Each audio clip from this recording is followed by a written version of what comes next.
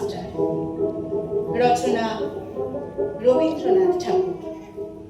শুরু হচ্ছে গল্প পাঠ পোস্টমাস্টার।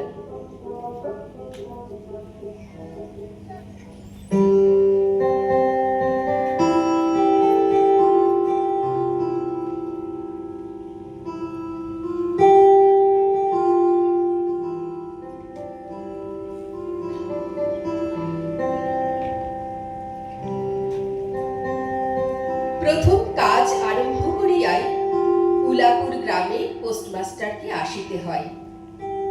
গ্রামটি অতি সামান্য, নিকটে একটি নীলকুঠি আছে। তাই কুঠির সাহেব অনেক জোগাড় করিয়া এই নূতন পোস্ট অফিস স্থাপন করাইয়াছে। আমাদের পোস্টমাস্টার কলিকাতার ছেলে। জলের মাছকে ডাঙায় তুলিলে যেরকম হয়, এই গণ্ডগ্রামের মধ্যে আসিয়া পোস্টমাস্টারেরও সেই দশা উপস্থিত হইয়াছে। একখানি অন্ধকার আটচালার মধ্যে তাহার আপিস, অদূরে একটি পানা পুকুর এবং তাহার চারিপাড়ে জঙ্গল। কুঠির গোমস্তা প্রভৃতি যে সকল কর্মচারী আছে, তাহাদের ফুরসত প্রায় নাই এবং তাহারা ভদ্রলোকের সহিত মিশিবার উপযুক্ত নহে। বিশেষত কলিকাতার ছেলে ভালো করিয়া মিশিতে জানে না। অপরিচিত স্থানে গেলে হয় উদ্ধত হয়, নয় অপ্রতিভ হইয়া থাকে। এই কারণে স্থানীয় লোকের সহিত তাহার মেলামেশা হইয়া ওঠে না। অথচ হাতে কাজ অধিক নাই। কখনো কখনো দুটো একটা কবিতা লিখিতে চেষ্টা করে।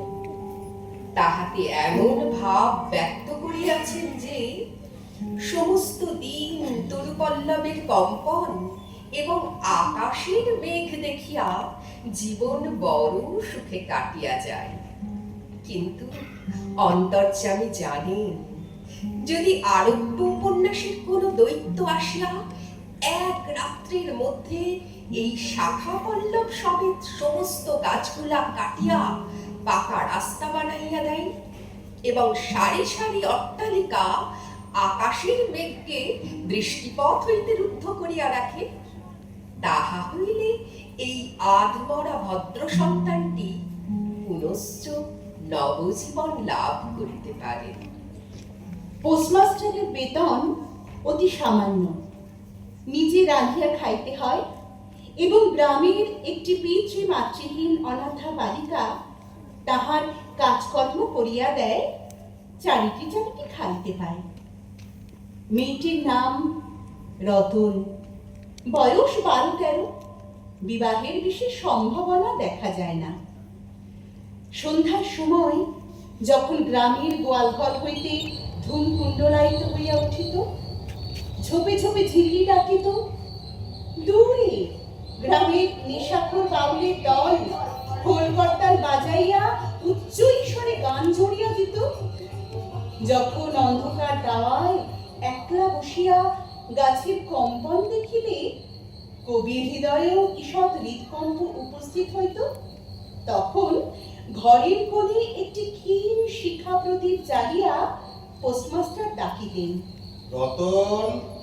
রতন দাঁড়ে বসিয়া এই ডাকের জন্য অপেক্ষা করিয়া থাকিত, কিন্তু এক ডাকেই ঘরে আসিত না। বলিত, কি গো বাবু, কেন ডাকছ? তুই কি করছিস? এখনই চুলা ধরাতে যেতে হবে, হেসেলে। তোর হেসেলের কাজ পরে হবে, এখন একবার একটু তামাকটা সেজে দে তো। অনতি বিলম্বে দুটি গাল ফুলাইয়া কলিকায় ফু দিতে দিতে রতনের প্রবেশ। হাত হইতে কলিকাটা লইয়া পোস্টমাস্টার ফস করিয়া জিজ্ঞাসা করেন, আচ্ছা রতন, তোর মাকে মনে পড়ে? সে অনেক কথা, কিছুটা মনে পড়ে, কিছুটা পড়ে না। মায়ের চেয়ে বাপ আমাকে বেশি ভালোবাসতো, বাপকে অল্প অল্প মনে আছে। পরিশ্রম করে বাপ সন্ধ্যাবেলায় ঘরে ফিরে আসতো। তারই মধ্যে দুটি একটি সন্ধে আমার পরিষ্কার মনে আছে। এই কথা হইতে হইতে ক্রমে রতন পোস্টমাস্টারের পায়ের কাছে মাটির উপর বসিয়া পড়িত। মনে পড়িত তাহার একটি ছোট ভাই ছিল। বহু পূর্বেকার বর্ষার দিনে একদিন একটা ডোবার ধারে দুইজনে মিলিয়া গাছের ভাঙা ডালকে ছিপ করিয়া মিছামিছি মাছ ধরা খেলা করিয়াছিল। অনেক গুরুতর ঘটনার চেয়ে সেই কথাটাই তাহার মনে বেশি উদয় হইত। এইরূপ কথা প্রসঙ্গে মাঝে মাঝে বেশি রাত হইয়া যাইত। তখন আলস্যক্রমে পোস্টমাস্টারের আর রাঁধিতে ইচ্ছা করিত না। সকালের বাসি ব্যঞ্জন থাকিত এবং রতন তাড়াতাড়ি উনুন ধরাইয়া খান কয়েক রুটি সেঁকিয়া আনিত। তাহাতে উভয়ের রাত্রির আহার চলিয়া যাইত। একদিন সন্ধ্যাবেলায় সেই বৃহৎ আটচালার কোণে আপিসের কাঠের চৌকির ওপর বসিয়া পোস্টমাস্টারও নিজের ঘরের কথা পাড়িতেন। ছোট ভাই, মা এবং দিদির কথা। প্রবাসী একলা ঘরে বসিয়া যাহাদের জন্য হৃদয় ব্যথিত হইয়া উঠিত তাহাদের কথা। যে সকল কথা সর্বদাই মনে উদয় হয় অথচ নীলকুঠির গোমস্তাদের কাছে যাহা কোনো মতেই উত্থাপন করা যায় না, সেই কথা একটি অশিক্ষিতা ক্ষুদ্র বালিকাকে বলিয়া যাইতেন। কিছুমাত্র অসংগত মনে হইত না। অবশেষে এমন হইল, বালিকা কথোপকথন কালে তাহার ঘরের লোকদিগকে মা, দিদি, দাদা বলিয়া চির পরিচিতির ন্যায় উল্লেখ করিত। এমনকি তাহার ক্ষুদ্র হৃদয় পটে বালিকা তাহাদের কাল্পনিক মূর্তিও চিত্রিত করিয়া লইয়াছিল। একদিন বর্ষাকালে মেঘমুক্ত দ্বীপ প্রহরে ঈষৎ তপ্ত সুকোমল বাতাস দিতেছিল। রৌদ্রে ভিজা ঘাস এবং গাছপালা হইতে এক প্রকার গন্ধ উত্থিত হইতেছিল। মনে হইতেছিল যেন ক্লান্ত ধরণীর উষ্ণ নিঃশ্বাস গায়ের উপরে আসিয়া লাগিতেছে এবং কোথাকার এক নাছোড়বান্দা পাখি তাহার একটা এক টানা সুরের নালিশ সমস্ত দুপুরবেলা প্রকৃতির দরবারে অত্যন্ত করুণ স্বরে বারবার আবৃত্তি করিতেছিল। পোস্টমাস্টারের হাতে কাজ ছিল না। সেদিনকার বৃষ্টি ধৌত মসৃণ চিক্কন তরুপল্লবের হিল্লোল এবং পরাভূত বর্ষার ভগ্নাবশিষ্ট রৌদ্র শুভ্র স্তূপাকার মেঘস্তবন বাস্তবিকই দেখিবার বিষয় ছিল। পোস্টমাস্টার তাহা দেখিতেছিলেন এবং ভাবিতেছিলেন, এই সময়ে কাছে একটি কেহ নিতান্ত আপনার লোক থাকিত, হৃদয়ের সহিত একান্ত সংলগ্ন একটি স্নেহপুত্তলী মানব মূর্তি। ক্রমে মনে হইতে লাগিল, সেই পাখি ওই কথাই বারবার বলিতেছে এবং এই জনহীন তরিচ্ছায়া নিমগ্ন মধ্যাহ্নে পল্লব মর্মরের অর্থ কতটা ঐরূপ। কেহ বিশ্বাস করে না এবং জানিতেও পারে না, কিন্তু ছোট পল্লীর সামান্য বেতনের সাব পোস্টমাস্টারের মনে গভীর নিস্তব্ধ মধ্যাহ্ন দীর্ঘ ছুটির দিনে এইরূপ একটা ভাবের উদয় হইয়া থাকে। পোস্টমাস্টার একটা দীর্ঘ নিঃশ্বাস ফেলিয়া ডাকিলেন, রতন। রতন তখন পেয়ারা তলায় পা ছড়াইয়া দিয়া কাঁচা পেয়ারা খাইতেছিল। প্রভুর কণ্ঠস্বর শুনিয়া অবিলম্বে ছুটিয়া আসিল। হাঁপাইতে হাঁপাইতে বলিল,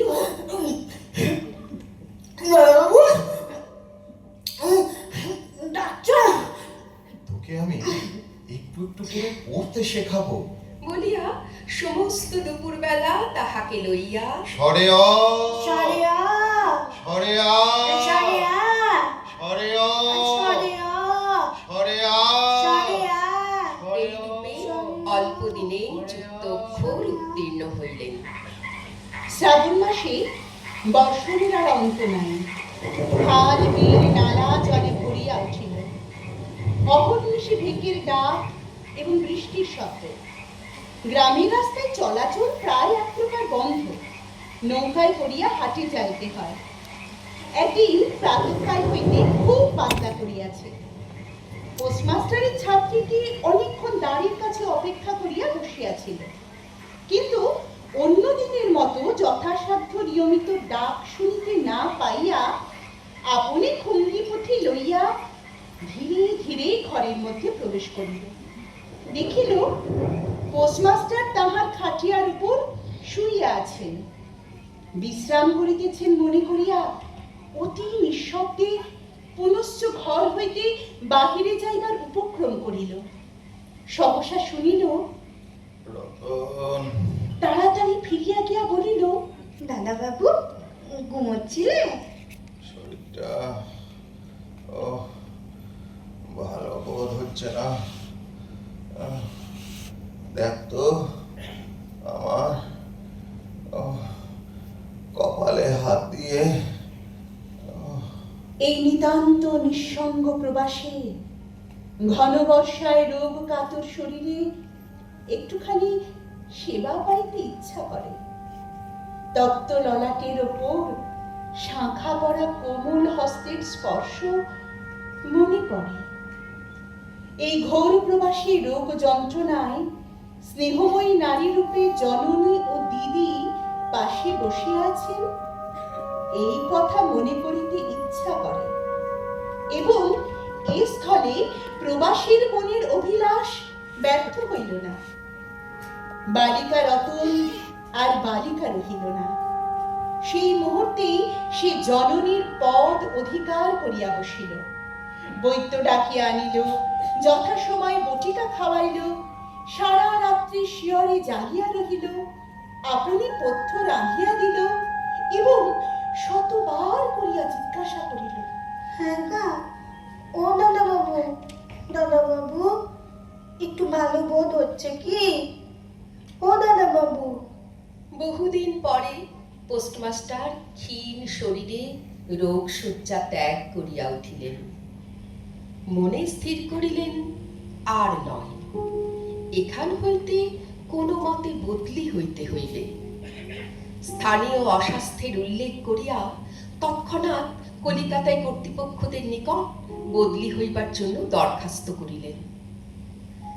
রোগ সেবা হইতে নিষ্কৃতি পাইয়া রতন দ্বারের বাহিরে আবার তাহার স্বস্থান অধিকার করিল, কিন্তু পূর্ববৎ আর তাহার ডাক পড়ে না। মাঝে মাঝে উঁকি মারিয়া দেখে পোস্টমাস্টার অত্যন্ত অন্যমনস্ক ভাবে চৌকিতে বসিয়া অথবা খাটিয়ায় শুইয়া আছেন।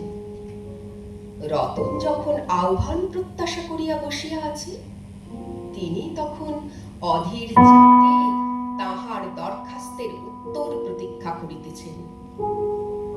বালিকা দ্বারের বাহিরে বসিয়া সহস্রবার করিয়া তাহার পুরানো পড়া পড়িল। পাছে যেদিন সহসা ডাক পড়িবে, সেদিন তাহার যুক্ত অক্ষর সমস্ত গোলমাল হইয়া যায়, এই তাহার একটা আশঙ্কা ছিল। অবশেষে সপ্তাহ খানেক পরে একদিন সন্ধ্যাবেলায় ডাক পড়িল। উদ্বেলিত হৃদয়ে রতন গৃহের মধ্যে প্রবেশ করিয়া বলিল, দাদা বাবু আমাকে ডাকছিলে? রতন, কালই আমি যাচ্ছি। কোথায় যাচ্ছ দাদা বাবু? বাড়ি যাচ্ছি। আবার কবে আসবে? আর ফিরবো না।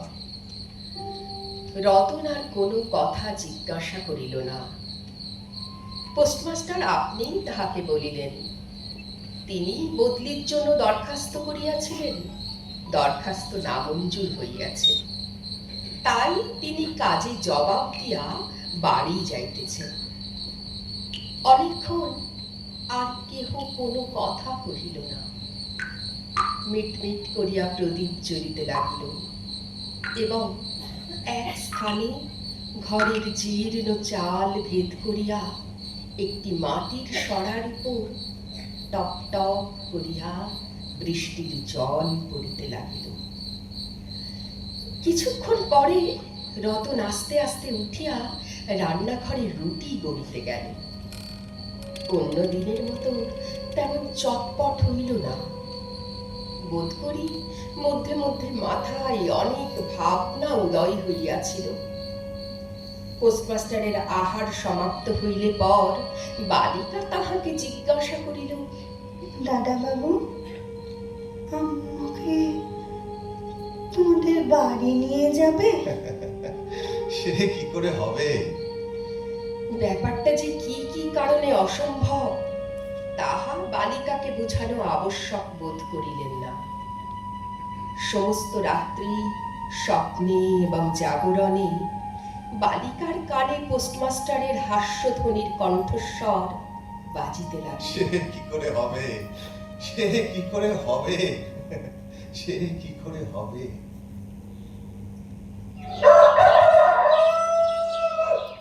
ভোরে উঠিয়া পোস্টমাস্টার দেখিলেন তাহার স্নানের জল ঠিক আছে। কলিকাতার অভ্যাস অনুসারে তিনি তোলা জলে স্নান করিতেন। কখন তিনি যাত্রা করিবেন সে কথা বালিকা কি কারণে জিজ্ঞাসা করিতে পারি নাই। পাছে প্রাতঃকালে আবশ্যক হয়, এই জন্য রতন তত রাত্রে নদী হইতে তাহার স্নানের জল তুলিয়া আনিয়াছিল। স্নান সমাপন হইলে রতনের ডাক পড়িল। রতন নিঃশব্দে গৃহে প্রবেশ করিল এবং আদেশ প্রতীক্ষায় একবার নীরবে প্রভুর মুখের দিকে চাহিল। প্রভু কহিলেন, রতন, আমার জায়গায় যে লোকটি আসবেন তাকে বলে দিয়ে যাব, তিনি তোকে আমারই মতন যত্ন করবেন। আমি যাচ্ছি বলে তোকে কিছু ভাবতে হবে না। এই কথাগুলি যে অত্যন্ত স্নেহগর্ভ এবং দয়ার্দ্র হৃদয় হইতে উত্থিত সে বিষয়ে কোনো সন্দেহ নাই। কিন্তু নারী হৃদয় কে বুঝিবে? রতন অনেক দিন প্রভুর অনেক তিরস্কার নীরবে সহ্য করিয়াছে, কিন্তু এই নরম কথা সহিতে পারিল না। একেবারে উচ্ছ্বসিত হৃদয়ে কাঁদিয়া উঠিয়া কহিল, না না, তোমার কাউকে কিছু বলতে হবে না দাদা বাবু। আমি থাকতে চাই না, আমি থাকতে চাই না। পোস্টমাস্টার রতনের এরূপ ব্যবহার কখন দেখেন নাই, তাই অবাক হইয়া রহিলেন। কাঁদালে তুমি মোরে ভালোবাসারি ঘায়ে, কাঁদালে তুমি মোরে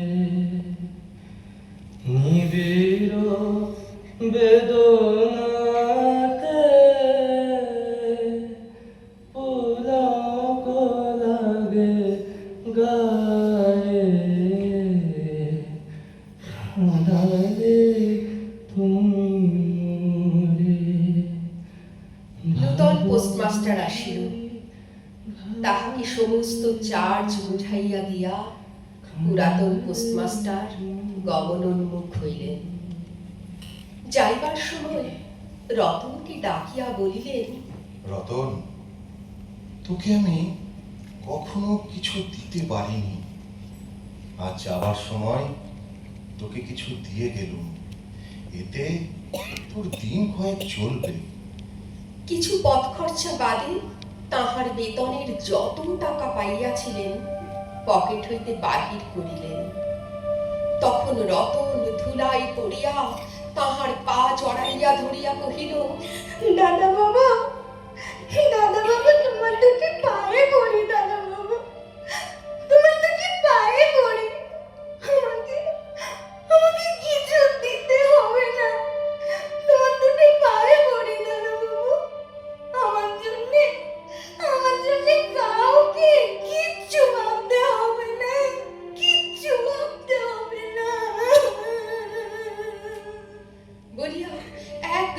সেখান হইতে পলাইয়া গেল। ভূতপূর্ব পোস্টমাস্টার নিঃশ্বাস ফেলিয়া, হাতে কার্পেটের ব্যাগ ঝুলাইয়া, কাঁধে ছাতা লইয়া, মুটের মাথায় নীল ও শ্বেত রেখায় চিত্রিত টিনের প্যাটরা তুলিয়া ধীরে ধীরে নৌকাভিমুখে চলিলেন। যখন নৌকায় উঠিলেন এবং নৌকা ছাড়িয়া দিল, বর্ষা বিস্ফারিত নদী ধরণীর উচ্ছ্বরিত অশ্রুরাশির মতো চারিদিকে ছলছল করিতে লাগল। তখন হৃদয়ের মধ্যে অত্যন্ত একটা বেদনা অনুভব করিতে লাগিলেন। একটি সামান্য গ্রাম্য বালিকার করুণ মুখচ্ছবি যেন এক বিশ্বব্যাপী বৃহৎ অব্যক্ত মর্ম ব্যথা প্রকাশ করিতে লাগিল।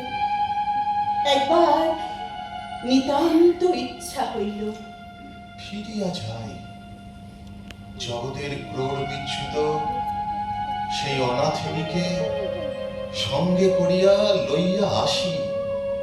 কিন্তু তখন পালে বাতাস পাইয়াছে, বর্ষার স্রোত খরতর বেগে বহিতেছে। গ্রাম অতিক্রম করিয়া নদীকূলের শ্মশান দেখা দিয়াছে এবং নদী প্রবাহে ভাসমান পথিকের উদাস হৃদয়ে এই তত্ত্বের উদয় হইল। জীবনে এমন কত বিচ্ছেদ, কত মৃত্যু আছে, ফিরিয়া ফল কি? পৃথিবীতে কে কাহার? আমি প্রেমানরে মরছি জ্বলে, ভাই কেমন করে